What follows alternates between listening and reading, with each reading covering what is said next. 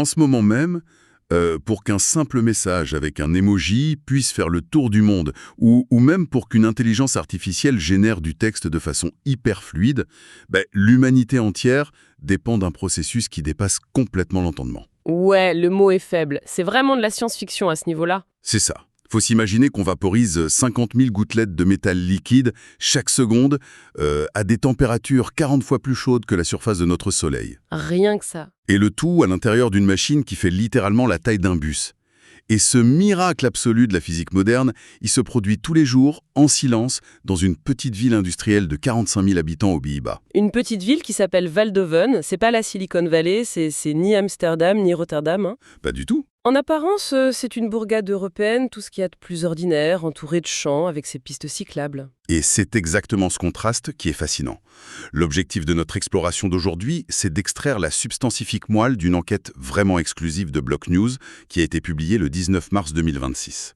On a croisé tout ce travail d'investigation avec des données de Futura Science, des dépêches de Reuters et des rapports financiers hyper pointus de Semi-Analysis. Ce qui est super utile d'ailleurs pour avoir une vue d'ensemble. C'est clair. Et c'est tout l'avantage de ce format audio. On peut prendre le temps d'explorer tout ça. La mission sur le papier, elle est simple mais complexe dans les faits. On veut comprendre comment une seule entreprise a réussi l'exploit de monopoliser la base matérielle de toute la technologie mondiale. Pour poser le cadre tout de suite, cette entreprise, elle s'appelle ASML. Et quand on parle de monopole, le mot n'est pas du tout galvaudé. Il possède très exactement 100% du marché mondial des machines de lithographie dites EUV, pour extrême ultraviolet. 100%, c'est dingue. Ouais, il n'y a littéralement aucun concurrent sur la planète. Zéro. Si leurs usines s'arrêtent demain, la production mondiale de puces avancées, donc toutes celles gravées sous la barre des 7 nanomètres, elle s'arrête net. Tout l'écosystème s'effondre. Bon, décortiquons tout ça. Parce que pour arriver à un tel monopole, un contrôle aussi total sur l'économie numérique, il faut comprendre d'où l'on vient.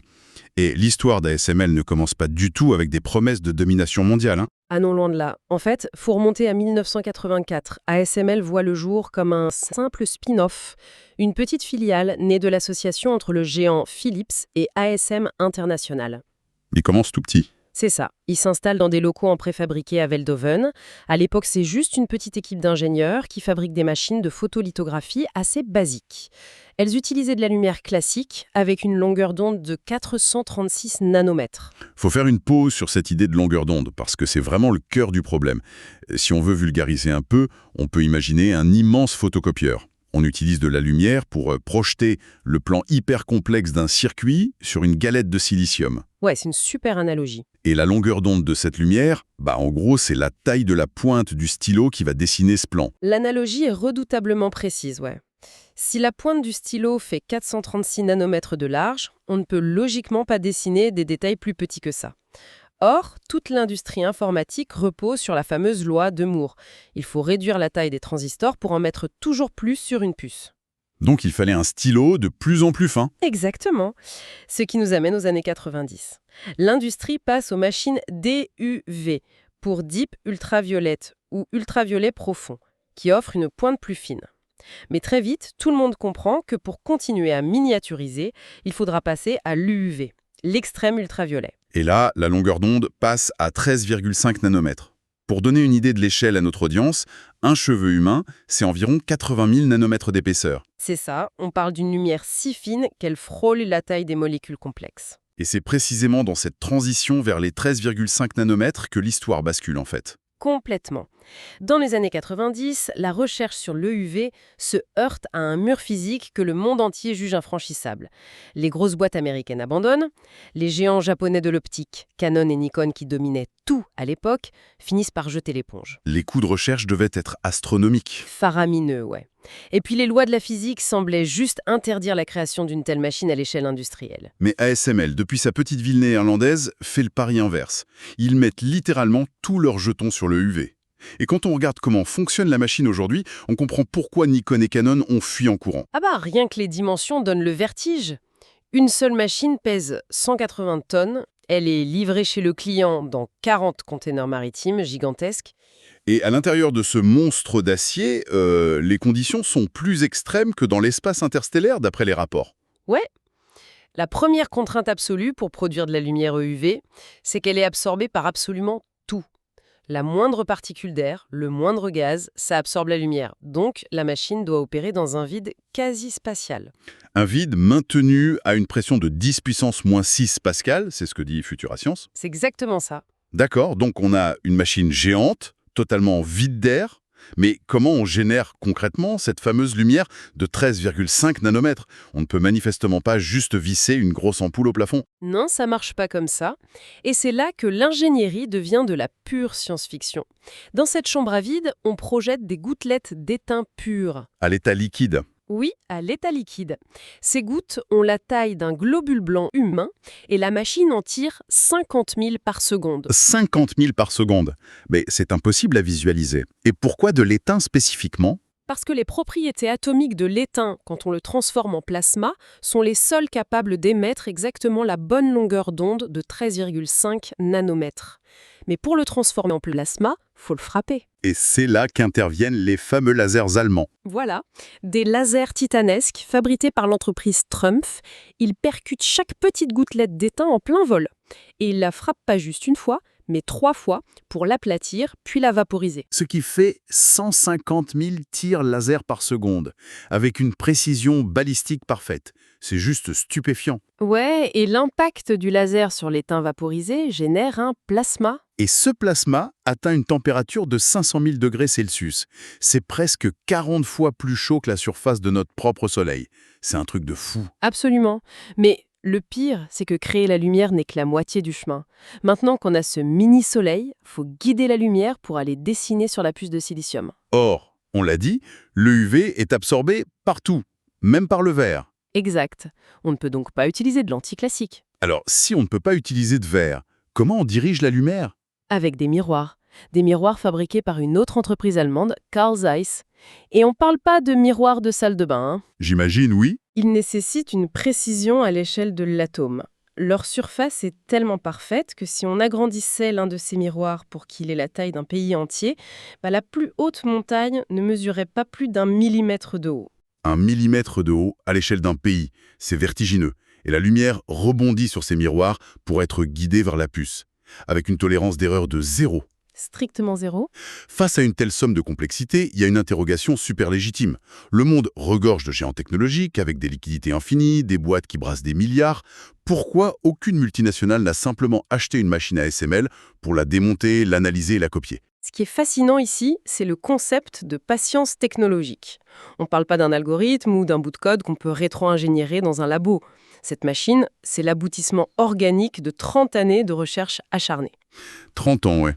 Les ingénieurs d'ASML ont dû résoudre des milliers de défis physiques de façon empirique. Il y a une accumulation de connaissances tacites, de savoir-faire humain qui ne figure dans aucun manuel. Ce temps long a creusé un fossé infranchissable. C'est vraiment une stratégie de monopole par l'audace extrême. Et c'est là que ça devient vraiment intéressant, parce que cette barrière matérielle est jugée tellement insurmontable que les résultats financiers d'ASML se retrouvent à défier toute logique industrielle. Ils fixent pas leur prix en fonction de la concurrence, puisqu'il n'y en a pas. Les chiffres de l'année 2025 donnent le tournis, carrément. ASML a généré 32,7 milliards d'euros de revenus, avec une croissance de 15%. Et le plus fou, c'est le bénéfice net, 9,6 milliards d'euros. Presque un tiers de marge nette sur de la machinerie lourde. Ce sont des marges de l'industrie du logiciel, mais appliquées à la métallurgie. C'est exactement ça, et les marchés financiers l'ont bien compris. En janvier 2026, leur capitalisation boursière a franchi les 500 milliards de dollars. Ils ont dépassé LVMH pour devenir l'entreprise la plus valorisée d'Europe. Et quand on regarde le prix unitaire, tout s'éclaire. Une seule machine coûte en moyenne 250 millions de dollars. Et les clients n'ont aucune alternative. TSMC, Samsung, Intel, s'ils veulent produire les puces de demain, ils doivent s'aligner sur les tarifs de Veldhoven. TSMC a même prévu entre 52 et 56 milliards de dollars de capex juste pour 2026. On assiste ni plus ni moins à la ruée vers l'or de l'intelligence artificielle. C'est une super métaphore. Dans cette ruée vers l'or, tout le monde sait que Nvidia vend les pépites.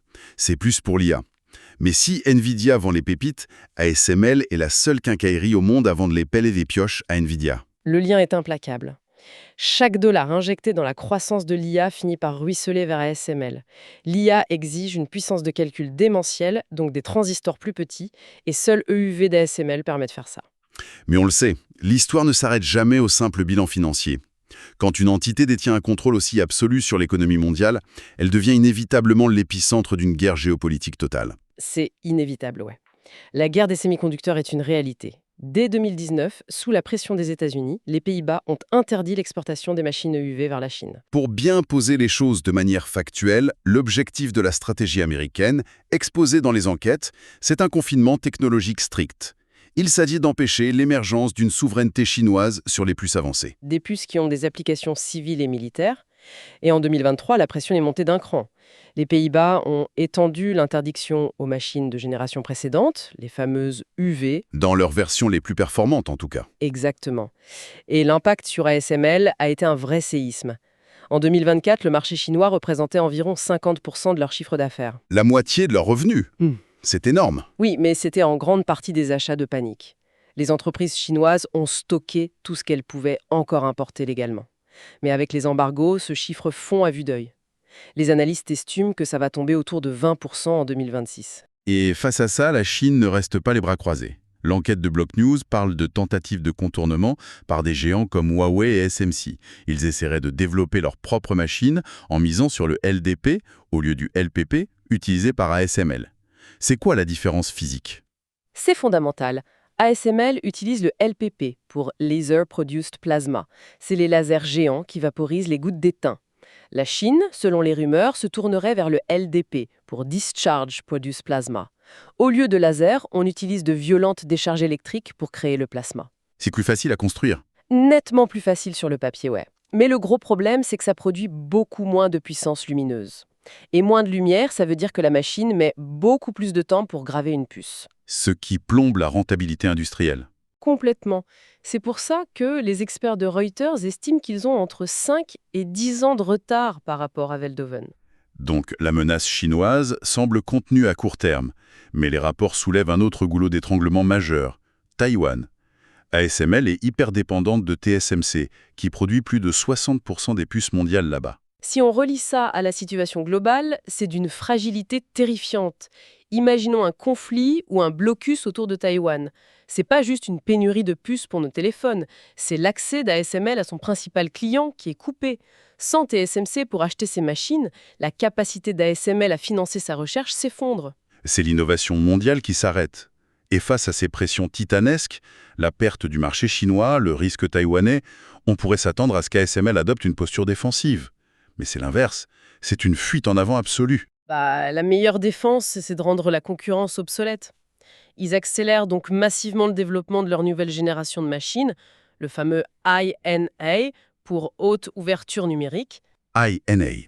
Juste pour clarifier, qu'est-ce que l'ouverture numérique change par rapport aux machines EUV classiques? Faut imaginer l'objectif d'un appareil photo.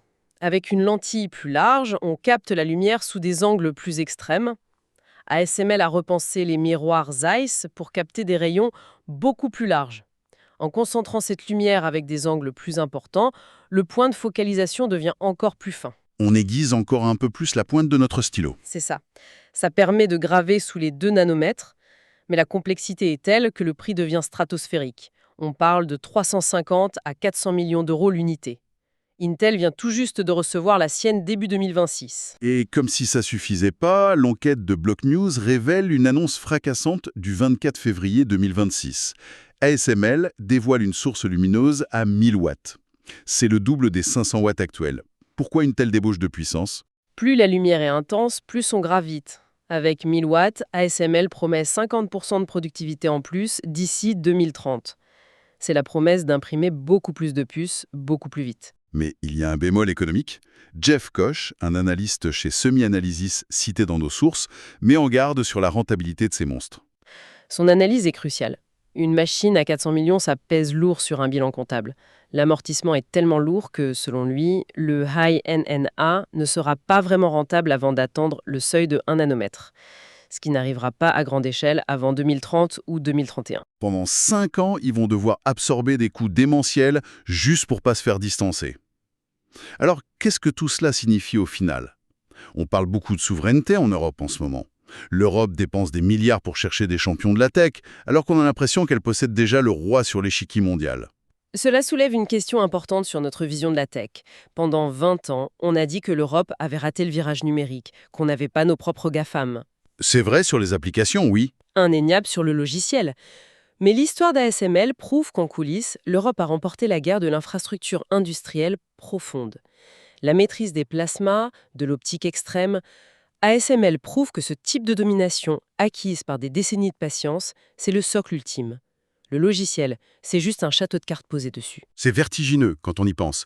Toute l'architecture de notre civilisation numérique, de l'IA au feu de circulation, repose sur le monopole d'une seule entreprise néerlandaise capable de dompter un plasma à 500 000 degrés. Comprendre ASML, c'est vraiment comprendre les rapports de force de l'économie moderne. Et il y a une dernière réflexion à garder en tête pour l'avenir. Tout le succès d'ASML repose sur la miniaturisation continue. Réduire la lumière pour graver toujours plus petit. Mais la nature impose une limite absolue, la taille d'un atome. On ne pourra jamais graver un transistor plus petit qu'un atome. Les lois de la physique vont finir par siffler la fin de la partie. Précisément. Et la grande énigme, c'est que se passera-t-il quand on percutera ce mur atomique infranchissable? Est-ce que ce monopole incroyable s'effondrera sur lui-même, privé de son carburant, ou est-ce qu'ASML va devoir réinventer l'informatique de zéro pour survivre? C'est une pensée fascinante pour terminer. La physique a permis la naissance de ce géant, et c'est peut-être la seule force capable de l'arrêter. Quand on allume un smartphone ou qu'on utilise une IA, pensons à ce balai de métal vaporisé dans le vide. Tout commence et tout finit à Veldhoven. Gardons un œil là-dessus. C'est tout pour cette analyse. À très bientôt pour une nouvelle exploration de ces forces invisibles.